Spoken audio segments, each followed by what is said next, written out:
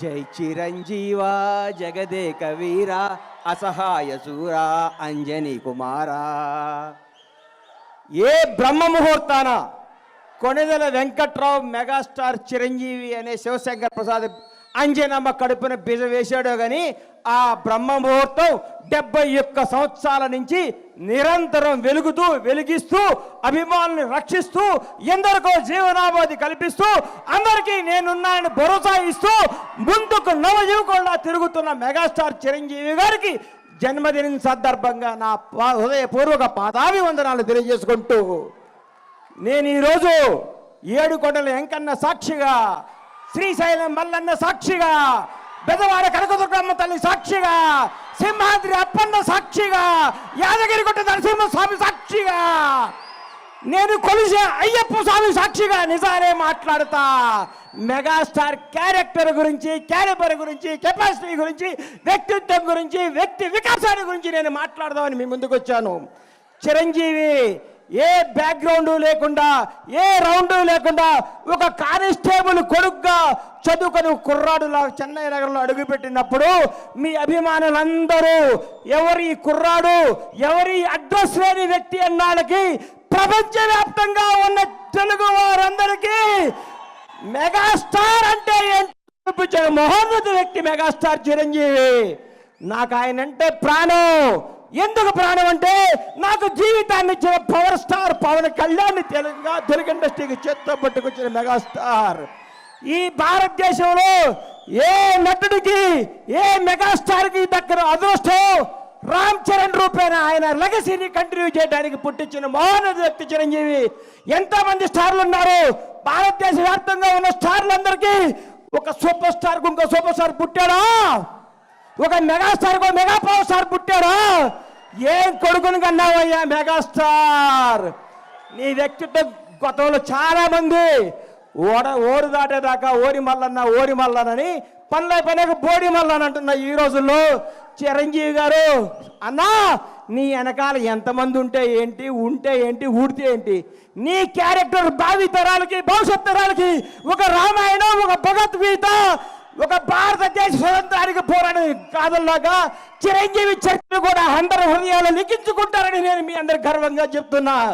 చిరంజీవి వ్యక్తిత్వం ఈ మధ్య నేను చిరంజీవి గారింటికి వెళ్ళి మర్చిపోయి మీకు చెప్పడానికి వెళ్తే అన్నయ్య కొంచెం లేట్గా వచ్చాడు. ఏంటన్నా లేట్గా వచ్చావన్నా? మా చెల్లికి నడువు నొప్పిగా ఉంటే జెండు బాంబు రాస్తున్నారు ఆ లోపల అన్నాడు. అదే చిరంజీవి క్యారెక్టరు. ఈరోజు కూడా 85 ఏళ్ల తల్లిని కొడుకులాగా పట్టుకొని కాళ్ళ ఒత్తుతూ ఇంట్లో పెట్టుకొని కంటికి రెప్పలా చూస్తున్న క్యారెక్టర్ చిరంజీవిది. చిరంజీవి వ్యక్తిత్వం ఎవరికి తెలుసు? కంటికి రెప్పలాగా తన కుటుంబాన్నే కాదు నానుకునే వాళ్ళందరినీ 25 సంవత్సరాల కింద బండ్ల గణేష్ ఏందండి అడ్రస్ లేనోడిని, అడ్రస్ అంటే తెలియనోడిని అన్నా నేను ఇల్లు కట్టుకున్నానంటే నా అడ్రస్ ఎత్తుకుంటూ షాద్ నగర్ వచ్చాడు నడువు నొప్పితో. ఆ రోజు మెగాస్టార్ శంకర్ దాదా లాంటి బ్లాక్ బస్టర్లు కొట్టి యావత్ భారతదేశం చిరంజీవిని చూడాలనుకున్న రోజుల్లో 50 కిలోమీటర్ల నడువు నొప్పితో వచ్చిన మహోన్నత వ్యక్తి మెగాస్టార్ చిరంజీవి. ఆయన క్యారెక్టర్ గురించి మాట్లాడాలంటే, ఆయన క్యాలిబర్ గురించి మాట్లాడాలంటే, ఆయన స్టామినా గురించి మాట్లాడాలంటే, ఆయన నిజాయితీ గురించి మాట్లాడాలంటే, ఆయన నిర్భయం గురించి మాట్లాడాలంటే ఎవరి తరం కాదు, ఎవరి వ్యక్తిత్వం ఉండదు. అన్నా నువ్వు రాజకీయాల్లో నుంచి బయటకు ఎందుకు వచ్చావు అంటే నేను అడిగాను. ఇదే స్టేజ్ మీద గోవిందరేంద్ర వాడే ఫంక్షన్లో కూర్చుంటే అన్నా మీరు రండి, యాక్ట్ చేయండి, మీకు దండం పెడతా, మీరు రావాలి, మీరు డ్యాన్స్ చేయాలి, మీరు భారతదేశ తెలుగు చలనచిత్ర పరిశ్రమలో వచ్చిన స్థాయిగా ఉండాలని నీలాంటి అభిమానులు, నాలాంటి అభిమానులు ఎంతోమంది అడిగితే ఆయన వచ్చి మళ్ళీ దుమ్ము దులుపుతున్నాడు, హిట్ల మీద హిట్లు కొడుతున్నాడు. ఆయన నుంచి అందరూ నేర్చుకోవాలి.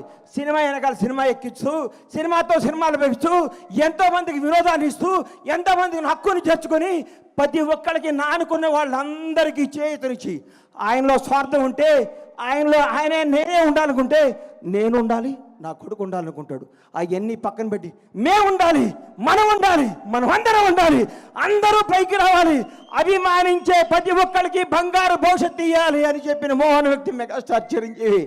చిరంజీవి అనేవాడు ఇండస్ట్రీలో రాకపోయింటే నాలాంటి వాళ్ళు వచ్చేవాళ్ళు కాదు. ఎందుకంటే ఇండస్ట్రీ అందదేమో సామాన్యులకి అందరూ ఒక కలేమో అని అనుకుంటున్న రోజుల్లో ఒక చిరంజీవి కూడా మెగాస్టార్ అవ్వచ్చు, కష్టపడే ఎవడైనా సినిమా ఇండస్ట్రీలో బైక్ రావచ్చని అడ్రస్ కల్పించిన మహోన్నత మెగాస్టార్ చిరంజీవి. ఆయన గురించి కొందరు మాట్లాడుతుంటారు, చిరంజీవి తొక్కేశాడు. చిరంజీవి తొక్కుతాడా? చిరంజీవి ఎవరిని తొక్కడయ్యా? ఎక్కుతాడు, ఎక్కిస్తాడు, లేపుతాడు, లేపి కూర్చోబెడతాడు. ఎవడికి టాలెంట్ ఉంటే, ఎవడికి శక్తి ఉంటే, ఎవడికి నిజాయితీ ఉంటే వాళ్ళను ఉన్నతమైన కూర్చోబెట్టడమే మెగాస్టార్ చిరంజీవి యొక్క లక్ష్యం, ఆదర్శం, అభిమానం. చిరంజీవి గారి గురించి ఎన్ని చెప్పుకున్నా, ఎంత చెప్పినా, ఏం చెప్పినా తగ్గదు. నేను వెళ్ళి ఏం అవసరం అండి అన్నయ్య నా ఇంట్లో ఇది ఉందంటే చెప్పకుండా ఇంటికి వస్తాడు. అరే గన్ని వస్తాను అంటే వస్తాడు. ఆయన వ్యక్తిత్వ వికాసం, ఆయన చరిత్ర పుస్తకాలు రాసి పుస్తకాలను పాఠ్య పుస్తకాలుగా పెంచిన భావితరాల విద్యార్థులకి మెగాస్టార్ క్యారెక్టర్ ఇదని చెప్పాలని నేను మనస్ఫూర్తిగా కోరుకుంటున్నాను. ఇంకొకసారి చెప్తున్నా, చిరంజీవి గారి గురించి ఎవరేం మాట్లాడుకున్నా, ఎన్ని వేసుకున్నా అల్ప సంతోషం, వాళ్ళు ఆనందపడాల్సిందే. కానీ ఒక మహోన్నత వ్యక్తి గురించి మాట్లాడితే ఏమో ఉపయోగం?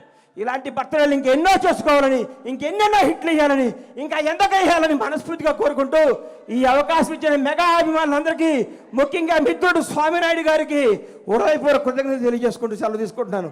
జై చిరంజీవి, జై జై చిరంజీవి, జై power star. Oh my god, డెఫినెట్గా ఆయన మన గాడ్. సో మన దేవుడు, ఆయన యొక్క పుట్టినరోజుని ఇవాళ మనం ఇంతలా జరుపుకుంటున్నామంటే